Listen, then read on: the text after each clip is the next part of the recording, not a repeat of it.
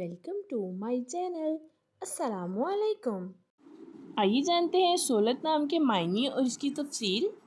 हमारा आज का बेबीज गर्ल्स नेम है सोलत। सोलत के इंग्लिश में स्पेल्स हैं SOLAT, सोलत। ये एक इस्लामिक नेम है और लड़कियों के लिए रखा जाता है ये नाम।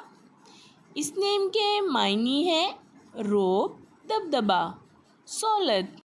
इस नेम की तफसील है सोलत अहमद, सोलत फ़ातिमा। इस तरह से हम ये नाम रख सकते हैं।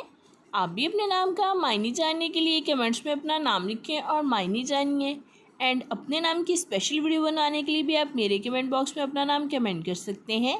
And please like the video, subscribe my channel. Okay dears, फिर मिलेंगे न्यू नेम न्यू वीडियो के साथ। अपना ख्याल रखिएगा, दुआओं में याद रखिएगा।